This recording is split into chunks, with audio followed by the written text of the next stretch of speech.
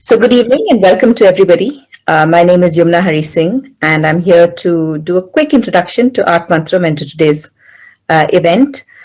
ArtMantram is a trust dedicated to the promotion of culture and the arts. It was started in 1999, so is over 20 years old now. It seeks to make art a part of everyday life for everyone, everywhere. We started the first online art cafe series on the 24th of March in 2020 in response to the rumors of the upcoming lockdown, and since have enjoyed such wonderful speakers and experiences over the past 2 years. This season started in January, and we're currently on episode 4, which is the inaugural season of the stream of art and life. On that note, I'd like to invite one of the co-chairs of Art and Life, Vinita Lal Vora, to come and introduce this evening's session and Art and Life to you. Vinita, over to you. Thank you, Yumna. Welcome everyone to Art Cafe Season 4. We are excited to kickstart our first event in Art and Life vertical. We begin with our wellness series. We have an amazing lineup on every Saturday in the coming month in February that will surely enrich all your lives. Discover a no makeup glow from within, raising vibrations, doodles to Zen tangles, to name a few. This would not have been possible without our founder and managing trustee Jija Hari Singh and President ArtMantram Raji Narayan and the executive committee. And of course, our team, Kashmira, Rupa, and Vandana. A big shout out to you all. We are delighted to have Bindu Maira with us today. So without further ado, I hand it over to Vandana.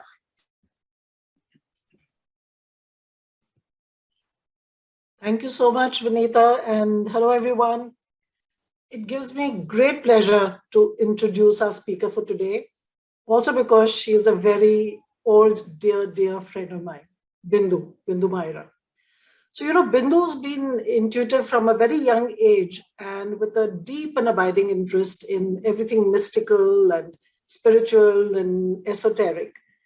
And about 20 years ago, she finally realized that that was actually her true calling in life and gave up to this space completely, full time.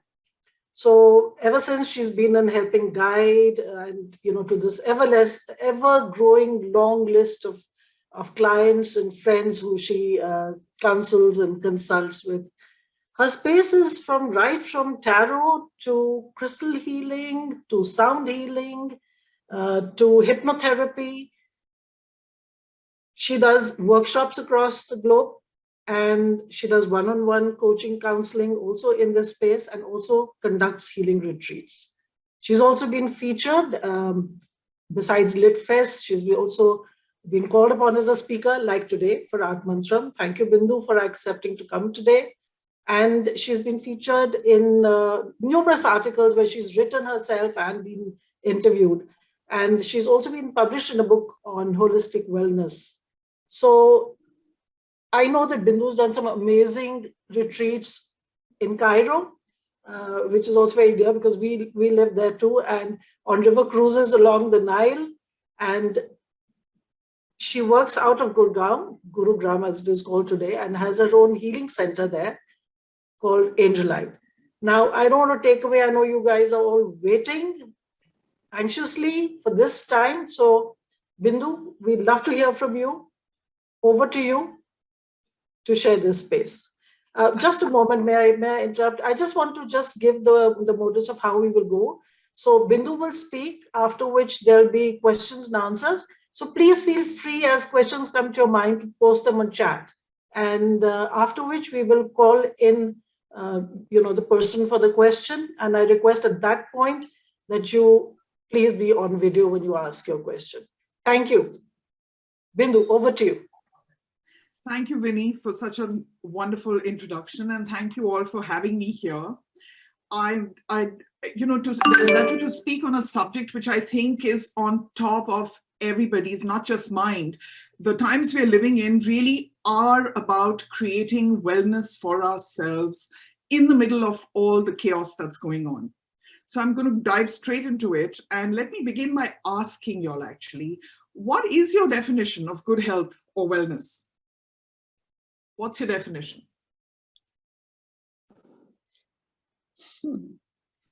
Mental peace. Okay. Mental, physical, spiritual, emotional well-being. Wonderful, wonderful. All right. Now, I'm going to ask you one more question, and then we'll take it from there. If I were to ask you very quickly, what are the 3 things that you want most out of life on an ongoing basis? What would they be? Just very quickly. Health and happiness. Okay. What else? One more. Wealth. Okay. Anyone else? All right. So, I've been doing this in all my workshops for a very long time, and almost 100% of the time, I get similar answers. It will be things like personal fulfillment, peace of mind, financial security, love, freedom, wisdom, happiness, contentment, independence, etc. So what we need tells us who we are. So who are we really? What is our basic makeup? What is our substance? The essence of our being is actually only one thing, and that is desire. Desire is what drives us. It is what makes us tick. We are all desires on foot, constantly seeking to fulfill our cravings. Our whole sense of wellness is linked with them. And wellness being a feeling of having all aspects of our lives fulfilled and being in a state of flow. Now, I don't think we focus too much on the word health when we say it. As someone said, we're not just referring to our physical state of health. I'm going to give you my definition of health now. For me, the H stands for happiness, which is stops. The E stands for a state of ease in your life. Ease being when you're not struggling with or fighting or conflicting with what's going on in your life. And the A stands for acceptance, because when there is an acceptance, then you really begin to deal with what you need to in the right sort of way, rather than fighting against it. And that is what brings a flow into your life. The L, of course, is for love. That's the basis of all good feeling. And for me, the TH means then it happens. So human beings would actually not twitch a finger, but for some inner desire. Whether it's for enlightenment, travel, adventure, fame, solitude, academic, material, sexual, religious, our primary objective in life is uninterrupted happiness. And all objects of desire are merely packages of fulfillment. So now let's get back to the things that we want most out of life. Personal fulfillment, peace of mind, financial security, love, freedom, control, wisdom, happiness, health. My question again is, can any of these things be measured on a scale or held in your hand? Can you physically locate any of these on a map or reach them by geographically defining their coordinates? No.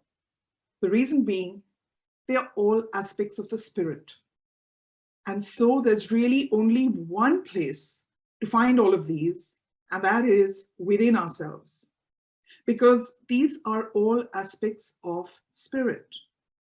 These are aspects of light, spiritual light. And our ultimate desire, finally, is for light. To be more precise, spiritual light. So what is light? Light, of course, is energy. And light is the energy of all that is. When you think of the word light, what do you think of? You think of joy, beauty, peace, wisdom, enlightenment, perfection. I could go on and on. Now, science tells us there's only one reality in the world, and that is energy or light. Even solids that you see don't really exist. Energy vibrating at different frequencies creates different illusions of solids. And every single thing in the cosmos radiates this energy. People, animals, plants, they all radiate and contain this electromagnetic energy or light. And we live in a pulsing universe. There are electrons, there are protons, there are neurons, and all these have a charge. When they vibrate, they create an electric impulse. Protons are the forces of creation. Electrons are the forces of maintenance. And neutrons are the forces of destruction. Sadhguru very beautifully makes this connection of them being Brahma, Vishnu, and Mahesh. Creation, maintenance, destruction. And all three are required to maintain the balance of the universe and within ourselves.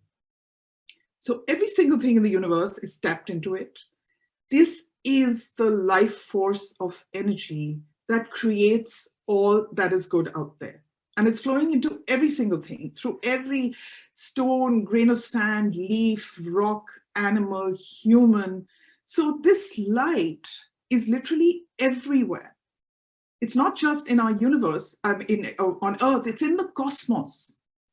It's the most common substance in the world. And this light is infinite, it's boundless, and it's available to all, and always ready to fulfill more than we can imagine. If I were to say what is the definition of our Creator, it is light, it is energy. So now, depending on how much we want and are willing to draw from it, we are able to sustain ourselves with it. So now let's take a look at how does it do that? How can it do that? So we need to first understand the makeup of this light. This light has two aspects to it. It has a physical aspect. You can see light, you feel heat, and it has a metaphysical or a spiritual aspect to it. We feel lighthearted. We say things like, he has seen the light. You might say, I'm feeling hot and bothered. So there's the physical and the spiritual or metaphysical aspect to all light in the universe. Just a couple more points. Light moves in waves of color, and it moves in waves of sound. And this light or energy carries information. It is intelligent. It is conscious. And because it's so, what is pervading the entire cosmos is consciousness. And because of this intelligence and consciousness, it hears you. More importantly, it feels you. This light is the quantum energy field within which we reside and which we too carry within ourselves. And this energy is everywhere. So every single thing is tapped into it. It carries a frequency, and it carries both the physical and the spiritual component. So everything you're looking at, everything you're touching, tasting, feeling, seeing, is color, is sound, is information. So what I'm really saying to you is that every single thing is alive.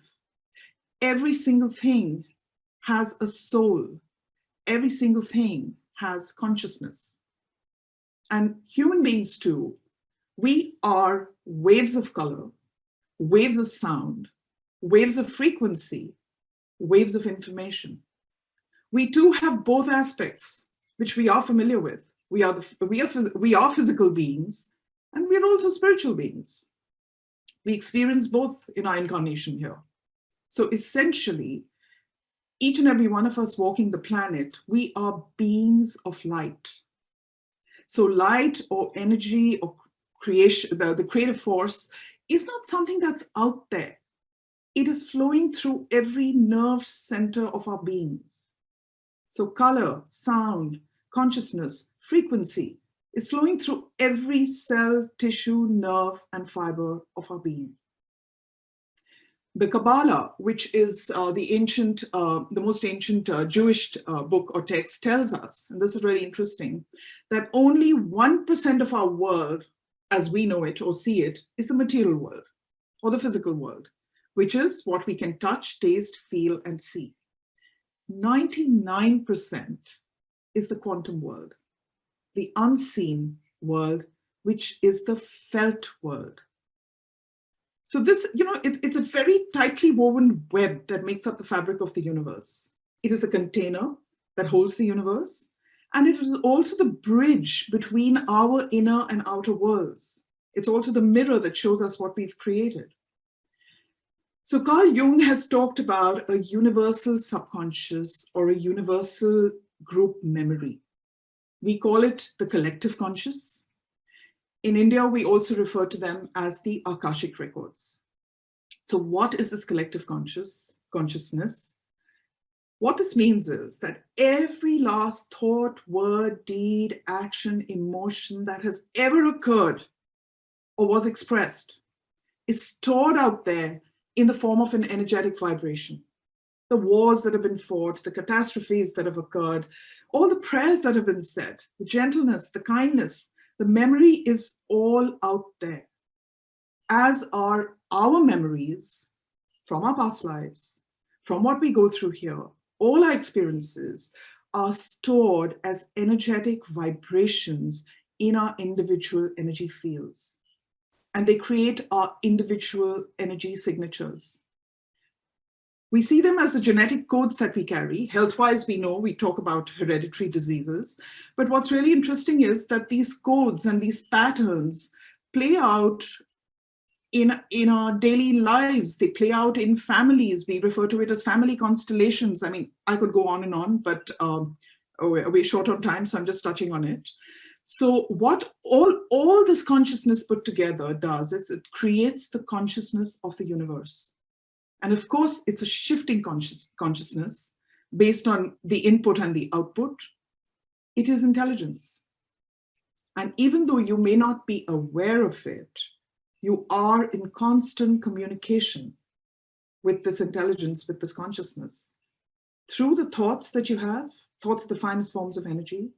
Through your emotions. Emotions are energy in motion. Through the words that you speak. Because this intelligence is governed by a law. And that law is that which is like unto itself is drawn. We call it the law of attraction. But most of the time, it doesn't even really register with us what we are creating and what we are magnetizing or drawing into our lives. So this field is 99% of what is out there. And this 99% is the source of all lasting fulfillment. This is the realm of spiritual light. All intuition, joy, knowledge, wisdom, sixth sense, gut instinct, all reside there. And they all come for free for everybody. So 1% is darkness. Why do we refer to the material as darkness? Because all material disintegrates and degenerates at some point. 99% is light. And this 99%, though undetected by the five senses, is far more real and authentic than our entire physical world. So this light is what is holding the energies of the universe together, the energies of the earth, air, water, fire. And together they make up the energies of the universe. And we are part of that energy. It flows through us, through every nerve center of our beings, through every cell, tissue, muscle, fiber of our beings. All is one. There is no separateness. The way you think and act affects the whole, and the whole affects you. We are all connected. We've never thought of the word universe. One verse, one song, one vibration. So the elements too carry consciousness. Water carries consciousness. Fire carries consciousness. So really, we can heal with water. We can heal with fire. And I'm going to teach you today how to heal yourselves with water.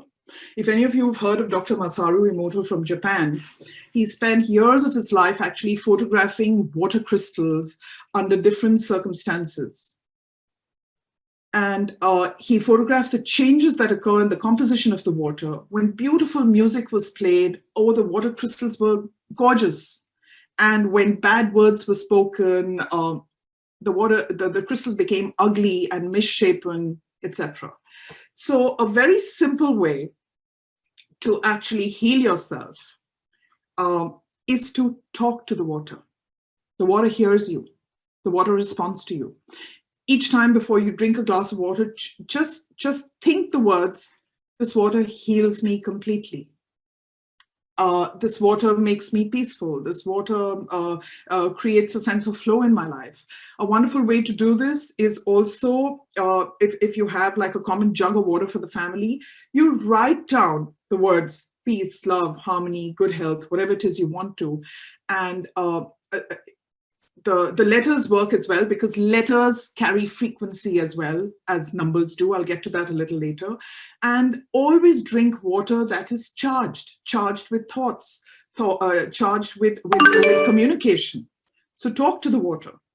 If you play chants, water is going to be, the signature of the water is going to change before you drink it.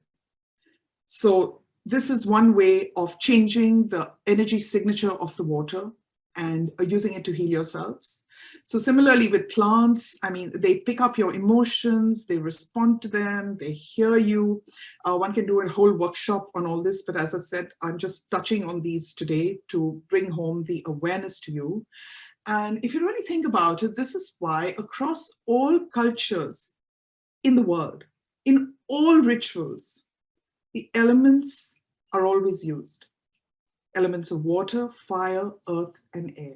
When we do our havans, we add the chanting to it, but we always have all these because all alchemy, I don't want to use the word magic, but it appears like magic. All alchemy happens through the connection of the consciousness that all these elements carry. So it is not imagined, it is real. With every in-breath that you take, no matter where you are breathing in the consciousness and energy held in that space. With every out-breath, you are leaving your energetic imprint wherever you step. And your energetic imprint will remain forever on the sands of time and contribute to the collective. So this quantum world today is at the cutting edge of all science and technology. Most of our technology works because of the existence of this quantum world and our increasing knowledge of it. We're talking now of the metaverse. Mark Zuckerberg is coming up with all kinds of stuff. And I have to tell you, that aspect is a little scary, but we won't go there. There are vibrational weapons, which are the new means of warfare. I don't know whether any of you have heard of the HARP project, the Havana syndrome. It's not just about cloud seeding. You can change the weather, you can zap people with energy, but I'm not going too much into all that. So these machines already exist. But the really exciting thing is, I don't know how many of you have heard of Nikola Tesla, who was absolutely a master of energy. Unfortunately, in his time, people never got to use what he created. But today, Tesla med beds are already out. By med beds, I mean medical beds, which are vibrational pods. They've just come in, and I think that they're in about 3 or 4 states in America already. But by the end of a year and a half, 2 years, you're going to find our entire use of medicine and the way we cure is set to go through a huge, huge shift. So it's just, there's someone called Herman Reif, who I think in 1897 or something like that had already created a vibrational box, which would have automatically rectified stuff. But of course, Big Pharma never allowed it out. All right. So we're moving now into this time of vibrational healing and things like cancer, for instance, which has such harsh ways of working with it and dealing with it. It's going to become so easy. Big Pharma has been working a lot against it, but it's going to happen. And I think all of us are going to see it in our lifetime. They're already there. So do your own research. It'll be amazing. And coming back to this connection between the two, Max Planck, who's a father of quantum physics, had said, consciousness creates matter. Matter does not create consciousness. This is a scientifically proven fact. Consciousness is the substance of all form. And you are divine consciousness, having a human experience. Harmony, wholeness, completeness are the reality of divine consciousness. So with us too, we're talking about wellness here today. It is our consciousness that is going to create our reality. Our consciousness that will create success or failure. Our consciousness that will create wellness and good health. It can never be the other way around. Science has proven it. So there's a frequency out there, and the universe responds to your frequency. It's like, say you're on the 5th floor of a building. You're not really going to be able to see what's happening on the 3rd floor or on the 10th floor, but what's on the 5th floor is what you're going to be able to see and connect with and communicate with and work with, right? So depending on the frequency that you're vibrating at, the universe will respond to you accordingly. If you are vibrating in the frequency of fear and guilt or shame, you're going to attract similar things. And similarly, if you're in a vibration in the frequency of love, joy, and abundance, you're going to attract more of those things into your life. So nothing of the list that we talked about was really in the 1% material. And we, unfortunately, have been mind controlled almost over the last how many years to be looking in the 1% for the 99%, using 1% horsepower to achieve 99%. When, can you imagine how easy it would be if you tapped into the 99%, which is the quantum, you would be able to achieve most of the 1%. See, human beings have simply and erroneously conditioned ourselves to chase physical possessions, tangibles like people, places, things in our pursuit of fulfillment, happiness, and light. We constantly link our inner state of wellness with the next job, promotion, house, car, holiday, dress, jewelry, etc. They're all externals. They're all material, and all material degenerates after a while. But we've already established that none of the things we truly desire are of a physical nature. I'm not trying to turn you all into ascetics here, just telling you how it is. We of course need the material world, in order to, it's part of it, but all I'm saying is it's not all of it. It's a very small part of it. And everything you want in that physical material world can be yours through working in the quantum energy field. Because all the things we truly desire are of spiritual light, and everything we desire is actually of an ethereal nature. So why is it that it is spiritual light that we aim for and we desire? To understand that, let's look at who and what we are. What are we? We are not just the physical body. We have many energy bodies. We have a mental energy body, an emotional energy body, an etheric body, an astral body, and a physical body. The physical body is the one you can see because it's the densest form of energy. I already said this to you, thoughts are the finest forms of energy, emotion is energy in motion. And all these energy bodies carry color, vibration, frequency, sound, and consciousness. All these energy bodies are all the time flowing into each other.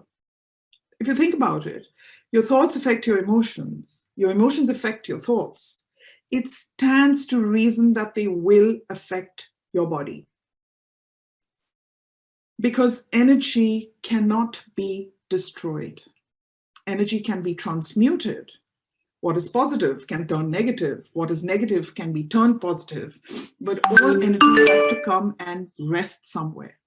And it will come and rest in a certain part of your body. It's like your thoughts are the trains and your body is the train station. They'll come and rest there. And depending on what, I'm not going too much into details of the chakras and the different parts of our physical being and what part they're connected with, but then that energy comes and rests there. And it will show up as a disease. Different diseases are linked with different parts of your body. The heart, of course, has to do with emotions. We hold a lot of our anger in our kidneys. Our skin has to do with our individuality. Migraine headaches can have to do with perfectionism and somewhere not validating yourself. I mean, there's a whole list out there, but every illness, every manifested illness, you will find the genesis of that illness will be in the psyche somewhere, mentally or emotionally. Now, another question to ask you. Well, let me just run through this. I'm sure all of you at some point of time have felt your throat locking. I'm sure all of you at some point have blushed. At times, you've heard of people turning gray overnight when they get bad news. You've heard of someone passing out or throwing up when they see a terrible sight. So if you notice, there's a common element to all this. And what is that common element? There's an emotion. An emotion backing the actual physical manifestation of something. So what I'm saying to you now is your body is always speaking to you. We have to learn to tune into it and listen to it. Dis-ease is nothing but a lack of ease in one of your energy bodies. It is your soul's way of getting your attention, saying, sort out this area, this aspect of your life, and you will begin to heal. So when your consciousness, your energy, the sound, the color, the flow of information is impacted negatively, it can create what I call is a lack of light, a lack of energy. It can create blockages, and we call these subluxations. When energy is flowing smoothly, when you're in a state of flow, then there will be no blockages. There will be balance, and you will be in a state of wellness and health. Your consciousness creates you. So there's a universal intelligence holding this matrix together in a precision and perfection that we cannot even begin to imagine. You know, this is the other aspect of all the light. You know, don't we ever wonder how all the planets are working in complete unison, how we grow from a baby to an adolescent to an adult, the cells, the whole, everything just works to perfection. You know, this entire matrix of energy is held together with sacred geometry, with mathematics or gematria. The perfection of it simply boggles one's mind. And it is the most humbling thing when you really go into it and you see the perfection of what the Creator has made and where He has put us in. I'm going to show you just one thing to explain another aspect of this tapping into the consciousness. Can you all see the slide carefully, clearly? What you're looking at is a torus. So this is the way the energy of the earth flows. It goes out, comes back, goes out, comes back. It's the shape of a torus, like an orange. And I'm going to show you something really interesting. So all of us, our basic energy field flows out from the heart. The basic connection with the universe happens with the heart. And this is how it flows out. It goes out and comes back. Goes out and comes back, goes out and comes back. It has been scientifically proven by the HeartMath Institute in San Francisco that the electromagnetic energy generated by the heart is 5,000 times more powerful than that generated by the mind. So what I'm saying is what goes out comes back. Your good deeds, good thoughts, etc., are going to willy-nilly create a state of wellness for you. If there's lies, deceit, not the good stuff, it's going to create that. Now, I'm going to show you another thing, something very interesting. I don't know whether any of y'all are familiar with this. We call this a Dowser. Okay? This Dowser can really, by just its movement, it can pick up this information, this consciousness. And I'll give you a little example. I mean, for donkey's years, it was used for water divining. When people had to dig wells, how do you think they figured out where the water was? It was thanks to dowsers. And today, even though they've got very sophisticated machines, I have to say this, many companies are still using the dowser to tell them things. Now, as I said, this dowser was able, I mean, water was able to make its consciousness known to someone to say, listen, I'm here, dig the well here. That's just one little example I'm giving you. So it can be used to find lost objects. It's used by a lot of mediums and psychics and healers. We use them for medical dowsing as well as spiritual dowsing, because everything is vibration, everything is information. It picks up these vibrations of the body and then subtly begins to move. So actually, when someone comes to me for healing, and I'll show you all the practical stuff in a bit, I use this very often. And when I run this down the body, it actually picks up what we call the cold spots or the trouble spots, the blockages, etc. It's really amazing.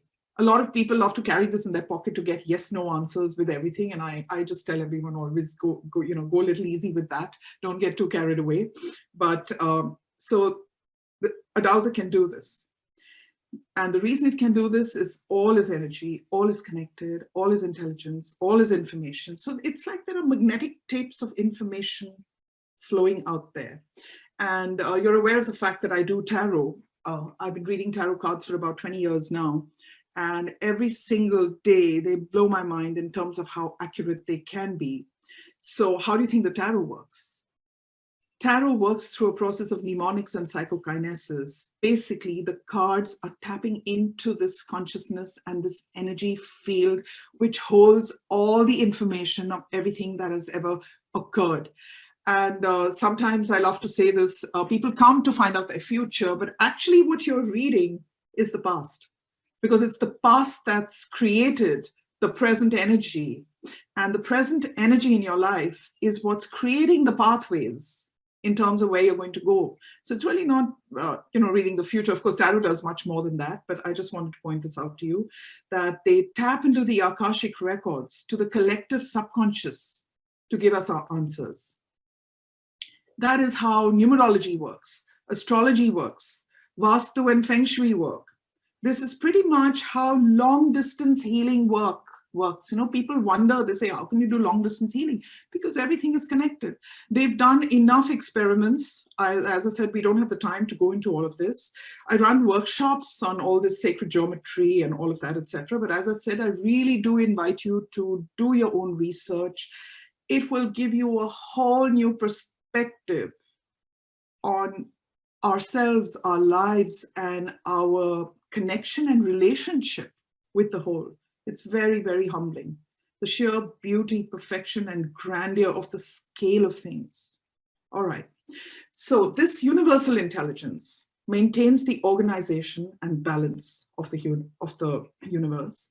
And I've already told you, there's an extension of this intelligence called innate intelligence within each of us, keeping us alive, healthy, and in balance. This innate intelligence of life or life force communicates with the rest of our physical being in large part via our brain, spinal cord, and the rest of our nervous system, which is the controlling system of our body.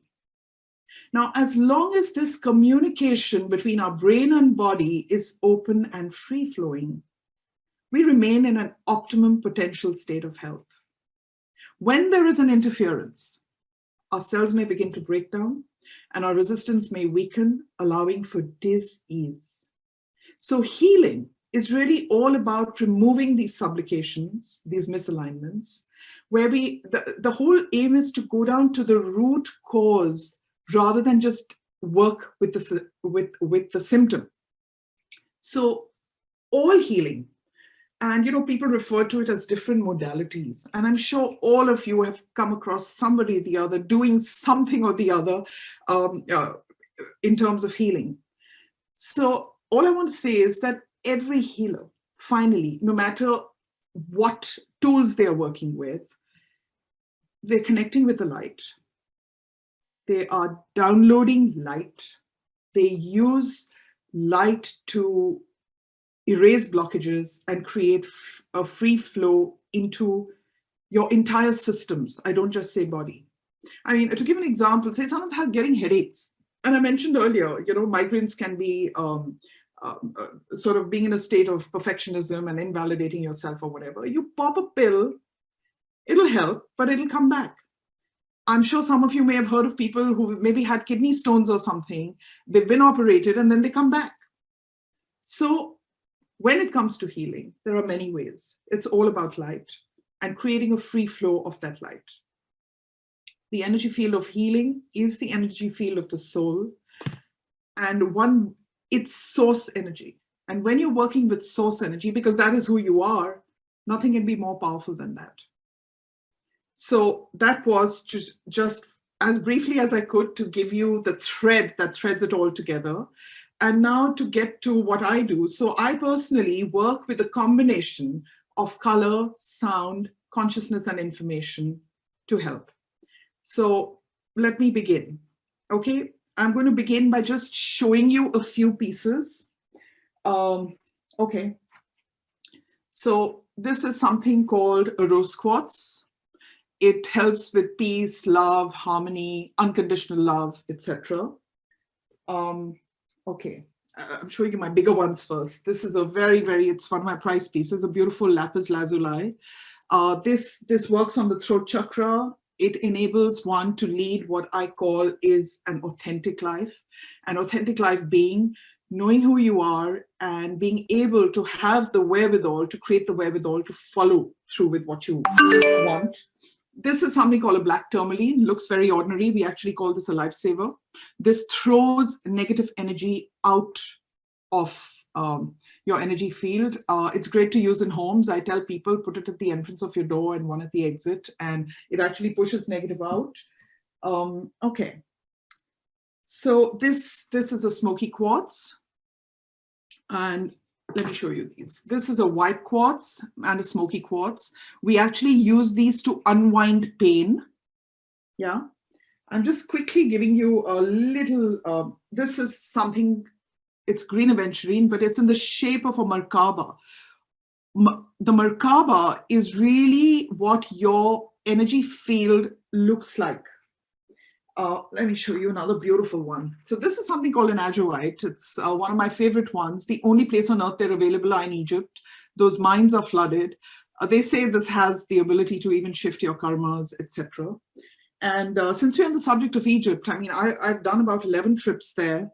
And we go to all the temples, I do a retreat, and it's incredible how in certain spaces, you know, I said this, that spaces hold the energy of whatever has occurred there.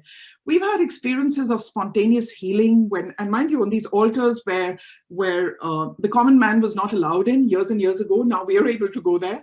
But with people just putting their hands on those altars and doing stuff, a lot of magic has happened, apart from other stuff. This is one of my absolute favorite. It's a healing wand. It's got a bunch of crystals in it. And there's a way to use it, of course. So, okay, that was just to show you a few. Now, what are crystals? Crystals are actually minerals in solidified form. They're rocks and minerals from the earth that carry a very high life force, a very high vibration. In fact, we completely believe that there's a deva in every stone, and that is where how the healing happens. How we know which crystal works for what is because clairvoyants have actually, and clairaudience have connected and heard the crystals tell them what they do. So crystal healing is color healing at its purest and at its best. When I say best, because crystals hold their energy. Every crystal corresponds to a certain chakra and carries a certain color signature. And crystals are probably the most stable structures known to man. And all right, so all medicines, the pills that we pop, are created through biochemistry. Biochemistry would not exist but for electromagnetism. It is underpinned by electromagnetism. And crystals are electromagnetic beings. They emit a sonic frequency. They emit a sound. They emit a vibration. And of course, there's color and there's consciousness of that color in that sound. They are emitting a color vibration and they are electromagnetic. We are electromagnetic beings. So when you use a crystal, what happens is you very easily absorb its energies. Crystals can focus, amplify, transmit, receive, balance. They can actually change the whole vibrational frequency of a room. And crystals are so beautiful. They're absolutely lovely decoration pieces to keep. The only difference being they being the alchemists they're shifting the energies and improving them around you. One even feng shui's homes with crystals. A lot of things one can do. But crystals can help to shift group dynamics. I clear spaces with crystals. Crystals absorb geopathic stress. This is something you'll all be interested in. We're spending so much time on our laptops and phones, and there's so much electromagnetic radiation all around us. If you were to use just, say, something like this is a carnelian, and just place it on your laptop or between your laptop and you'll find you'll be far less tired by the end of the day because this crystal will absorb it. Smoky Quartz, of course, does the same. This is one thing I definitely wanted to talk to you about. This is something called a Smoky Quartz. I already showed it to you. I've had a very interesting, seen something amazing. There's so much cancer doing the rounds these days. And when someone is going through radiation, it's normally a 6-week program. And by the 3rd or 4th week, the patient starts to get very, very uncomfortable. There are a number of people I gave a Smoky Quartz bracelet to. And when they started to wear it from the beginning of the radiation, even the doctors were amazed at how beautifully they flow through and they handle the whole thing. A lot of what we refer to as the side effects did not happen. So crystals absorb geopathic stress. And as I said, all crystals are alchemists. They catch negative energy and they transmute it into positive. And crystals are not new age. They've been here since Earth was formed. The shamans and the healers of old have all been using them. As I said, they're minerals. Earth is 85% crystal. And its crust is largely silicon oxygen combined with aluminium, iron, magnesium, calcium, sodium, and potassium. Does that ring a bell? We keep popping pills to supplement ourselves. So from this awe-inspiring casserole comes an awe-inspiring variety of crystal colors, shapes, sizes, hardness. And what crystals do is, I told you we have an energy field. The aura that we talk about is a sum total of who you are. All your energy bodies put together create your aura. Every last thought, word, deed, action, emotion that has ever occurred in your life is stored in your aura. So the state of your aura is pretty much going to determine what you're able to magnetize into your life. And when you're able to repel certain things that you need to repel, and I have to talk about this right now, is with this fear that is gripping the world with COVID. It's probably worse than COVID itself, because as I said, you draw into your life what you send out. And if you're living in fear, you're going to draw it. I love saying this: we fear death, but we're refusing to live. So crystals work at your energy field to create healing of your body, mind, and soul. The reason why crystals were used in crowns of emperors and kings, etc., is not just for their beauty, but it's for the energies that they confer on a person wearing them. Everyone kisses the hand of the Pope, right? We think they're kissing the hand of the Pope, but that's not what they're doing. The Pope wears an amethyst ring. This is an amethyst, in case any of you all don't know, okay? Because the amethyst is representative of higher energies, connection with the divine, with divinity, etc. So when people kiss the ring of the Pope, they're actually paying obeisance to all spiritual power. Now, I've been working with crystals, I think, for almost 18 years now, and I've seen absolutely amazing things happen with them. They've got amazing healing properties. They send out healing to plants and animals as well.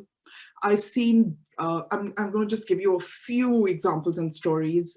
Someone with blisters in their throat, 3 days of taping a lapis lazuli, or was it a sodalite over here, and the blister's gone. Someone's hemoglobin gone up from, I think, was it 8 or 9 to 11 or 12 through something known as a bloodstone. I've seen thyroid disappear with so many people. Tinnitus.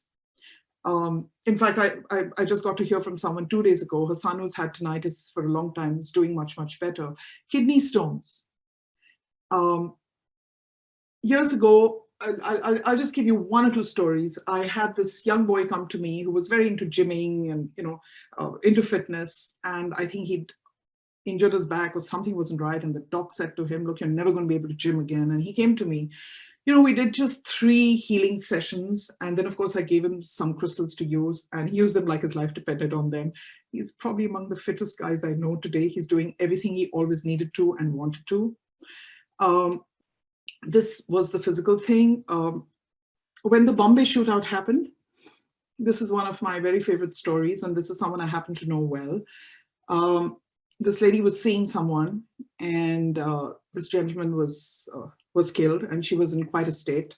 And she called me up and she says, you know, I can't focus on anything. I can't seem to work, I can't sleep, I can't eat. I just keep thinking of him.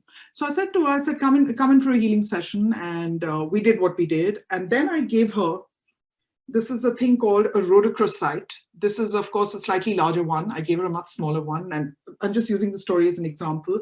This crystal actually absorbs grief. And anyway, after the session, I got a call from her, I think about 24 hours or a little later. And I said, what happened? She said, it's really strange. She says, when I came to you, I couldn't disconnect from him. Now I can't connect with him. So I asked her, and I said, is that a problem? But that was thanks to the session. We had done a certain session with different crystals. And then I gave this to her. And I think in about 3 weeks or a month, she said to me, she says, you know, I'm dealing with it really well. I'm in a place of peace. So anyway, so lots of little stories, but I'm going to tell you 2 of my absolute favorite ones. As I said, this is a story of 2 dogs. So one of them, this young girl called me up years back. Her dog was old and his hind legs had given way. He couldn't stand. They were living on the 1st floor and he couldn't walk down. So the vet said to them, there's nothing we can do. You're going to have to put him to sleep. And she called me up. She happened to be a friend of my son's. Bindu, auntie, tell me what to do. So I gave her a bloodstone and I told her, tape it inside the dog's collar and let's see where it goes. See, one never knows where something will go. There are a lot of factors that come together. I think I got a call about 3 days after I gave it to her. She was excited as anything. Her dog, and his name was Figo, had stood up. He was running around. He was climbing down the stairs. I believe 2 or 3 vets had a conference on it. They didn't know what had happened. And this dog lived for 2 years. She brought him to my healing center, lovely black Labrador. It was beautiful. Another time, I was having one of these group meditations in my house. I think we were almost 30 people. And I had just come back from Egypt and I had a whole lot of these crystals placed on a table with a sort of tablecloth over it. And my dog, Merlin, who was one of the gentlest souls on earth and just allowed everyone to be, pushed his way through everyone, the fat little thing that he was, came and sat. He had his head under the table, I think, for close to 2.5 hours, maybe more. He wouldn't budge. See, dogs sense energy. In fact, they see as well. So anyway, something like this. This is a combination of rose quartz, white quartz, and amethyst.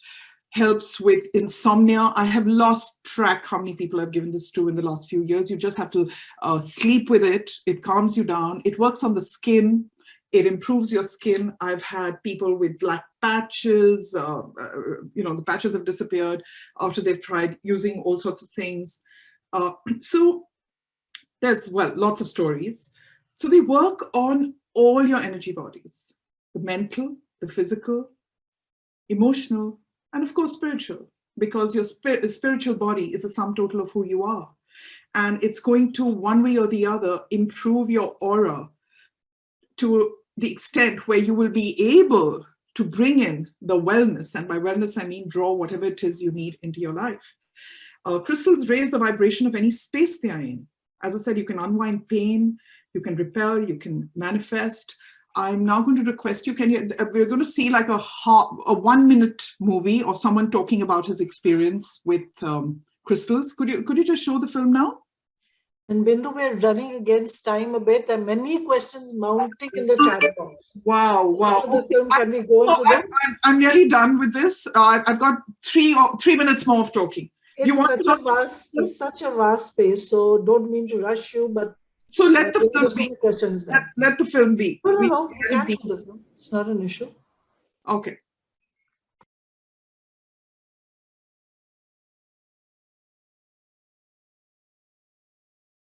If it's okay. Vinita?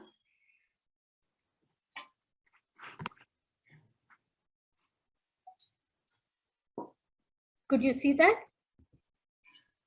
If it's not playing, let it be if you're short on time. It's okay. Let's play it now. Okay.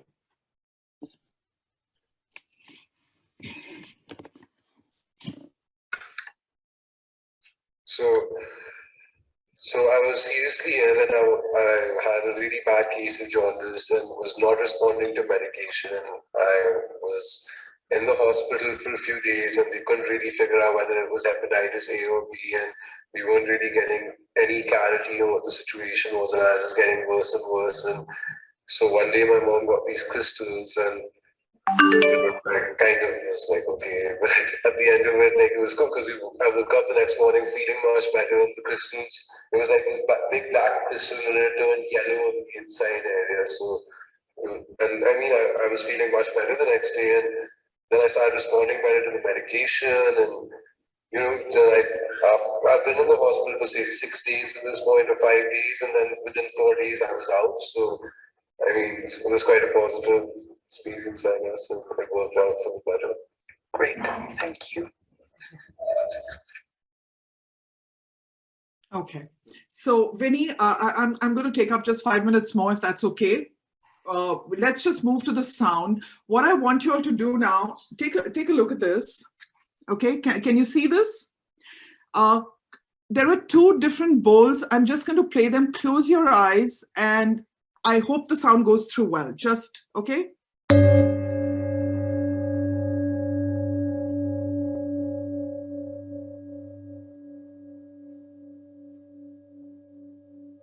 Okay, that was one. And now I'm going to just ring another one.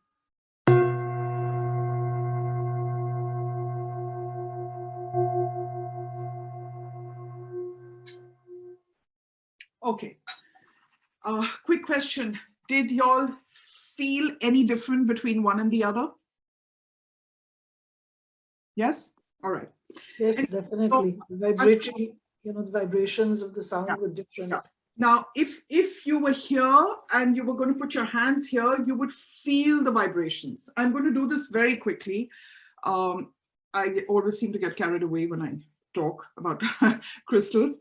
So when you drop a pebble into water, what happens?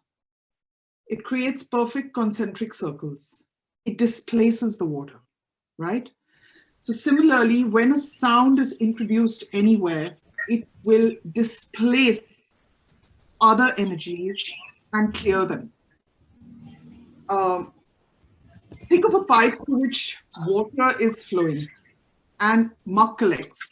The water is not going to flow.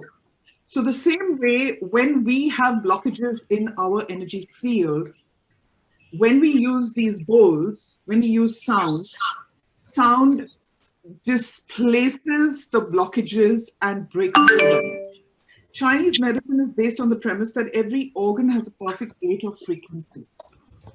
So when you play that perfect frequency, the perfect pulsation, it'll create perfect health in that organ. There is something called entrainment. There is entrainment happening with us all the time. The things you look at, the music you hear, the words you speak, everything shifts your consciousness and makes a change over there. So when you're in a forest, it's actually emitting a sonic frequency. a vibration, a stone, animal, place, they all do this. Now, very quickly, I'm going to teach you how to heal yourself. There's something called binaural beats. What are binaural beats? You know, there's a certain pulsation to Earth. There's a pulsation with us. Every organ is pulsating at a different frequency. And it is scientifically proven that when a perfect brain wave is fed into someone, your brain automatically tries to simulate it, and in that simulation, it heals. So all of you who are not on your phones, pick up your phone right now, go into YouTube, and just type out binaural beats. Okay? You will find a whole list will come up. You can go into migraines, back pain, whatever it is. And these binaural beats are the perfect pulses, what you need to be doing, and you'll be able to find, and source out what you need. Twice a day for about 15 minutes. Only thing is you need to do it with headphones. You put on the headphones and you just listen to these, and tremendous healing will happen. The other last aspect of sound, as I said, sound knows where it needs to go. A lot of stories there. I'm not going into that now. So the entrainment is happening. And the other way, of course, is chanting. There's an acoustic root of each sound. Sanskrit and Hebrew have been, those languages are based on acoustic roots. So they're very, very powerful. When Sanskrit chants are played, there's healing that's going to happen with that as well. Different chants hit different parts of your brain and different parts of your body. One last thing, the words that you speak all carry and create a frequency. If you say anger, kill, murder, fear, it's going to create a frequency. Incidentally, that's if you say love, joy, etc., that creates a frequency that you carry. There's a reason it's called spelling. Because each time you say something, you're actually casting a spell on yourself and your environment to draw to yourself what you're sending out. So be careful what you say, because I love to say this at least once a day, the God saith tathastu. Makes a lot of sense to just speak positive. And Om, of course, is the sound of the universe. NASA has recorded it. When you chant Om, or when you play the Om chants, I always tell people, just play them. They will go into every nook and cranny of your house and help to create alignments for you and with you. I'm going, 2 words on meditation, and then we are done. The best self-help tool to heal yourself is meditation. Because when you're meditating, it's not a religious practice. This is a spiritual practice which is practiced across the globe, never mind the religion. When you meditate, you're downloading light. And this light then begins to flow through every cell, tissue, muscle, and fiber of your being, and it heals. I've got a wonderful guided meditation on light. In case anyone's interested, I'll send them to Kashmira or Vinny, and y'all can get them from her. So the hypnotherapy part was, of course, working with consciousness. You just need to be aware that we are co-creators of every illness, disease. Every cell within your body is responding to every thought you think, every word you speak. So when we talk about healing, it's not the disease or infirmity that heals, it's the whole person. And I'm quoting the Dalai Lama here. I got this as a forward, funnily enough, just this morning. He says, happiness is the highest form of health. So I'm sorry I've taken up a lot of your time. Vinny, you should have warned me a little earlier. I didn't want to interrupt, it's such a fascinating and vast space, and I think we've all been glued. Yes. So quickly, the first question, Lakshmi has multiple questions, at least 3 or 4, but Lakshmi, could you just contain yourself to just one question, please, so that it positively, keeping that in mind. So please unmute Lakshmi so that you can ask a question. Thank you, Bindu. I really loved whatever you said, and I kept messaging on the side to Vandana, let her speak, let her speak. My question need not be asked. That's what I was messaging her. She hasn't seen that. I said, please let her speak, and there's no need to answer my question because you were already answering. My first question was, how does one improve the frequency of consciousness? Because that seems to be the very critical thing that needs to be done. But you were already answering, right? With the crystals, the chanting, the meditation. I think those are. Let me put that even simpler. You work on all your energy bodies, your mental, your physical, your emotional, your spiritual. Mental is all about thoughts, thinking positive, drawing in conscious, being conscious of where you are and what you're doing. Sorry.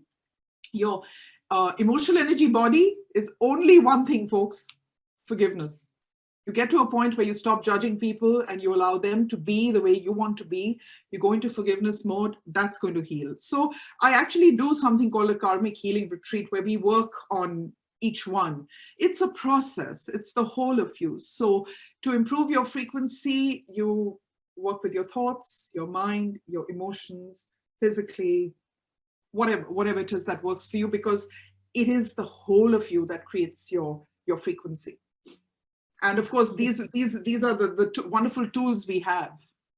One last thing. Okay, so if you were to wear something like this works on all the chakras. This works on all the aspects. In India, we refer to them as the Navratan, but these are the 7 chakra stones. Okay. You answered my question indirectly. All right. Wonderful. So we call in Jija. Jija, will you unmute yourself and ask your question, please?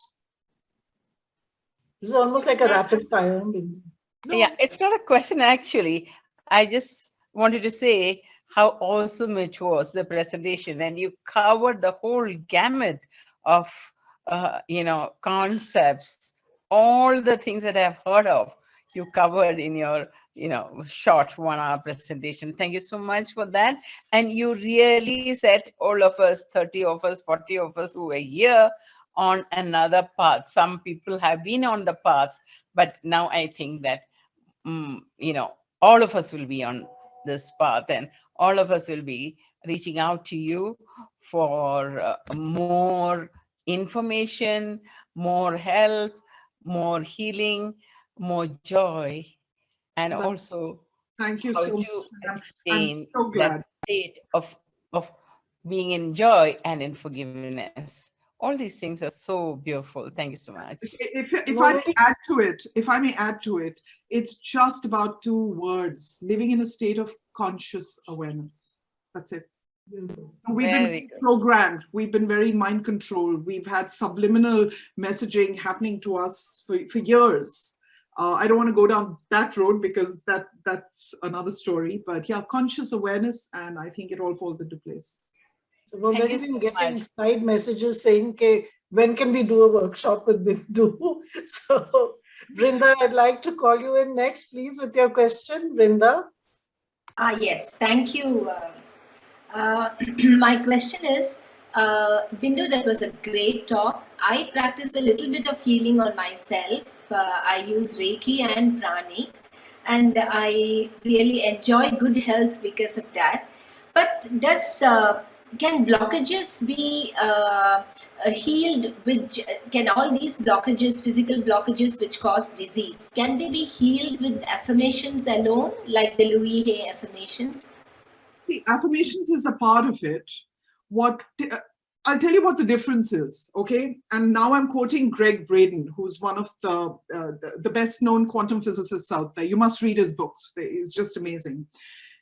What unfortunately has been happening is everyone talks affirmation, everyone talks manifestation, but to just say something without feeling it, it's like you're still standing on the 2nd floor, but you want to be on the 5th floor. Your frequency will shift to the 5th floor when you feel it. So of course, the feeling of it comes from belief, comes from faith. And I think this whole, Earth is in a state of ascension right now. We've lived in 3D. We're moving. In fact, Earth has already moved into 5D. And where we are going is basically this. We have lived being willing to believe only after we saw, only when we could see something. And I just told you, it's been only 1%. We are moving into a stage now where when you believe, you'll be able to see. That's the big shift that's happening now. So I'm not saying to have blind faith, but your inner voice tells you when that feel-good factor, when you're connected and when you're not. You know it. Each of us knows it. you know. There's a lovely book on that, actually. You'll see it when you believe it. Bertrand Russell, I think, if I'm not mistaken. Thank you. Yeah. So the next question is now from Elena. Yeah, Elena, will you come in, please? Unmute. No, I just wanted to ask about the negative energies and, how does that come into your life and how can you get out of it if it affects your health or of your mental well-being? No, I think I've already touched upon this. Yeah, I know you have now. Yeah, you've been almost conditioned to live in fear, and I'll tell you where this conditioning is coming from. I had told myself I won't touch on this over here, but actually, Earth has been held in a matrix for a couple of thousand years, where divine consciousness has been very consciously blocked out. A large part of what's going on right now is a part of that. So it is, okay, let me put it simpler. You do something once, it may not affect you. You do something twice, it may not, but if you do it 10 times and 15 times and 20 times, finally, you're going to believe.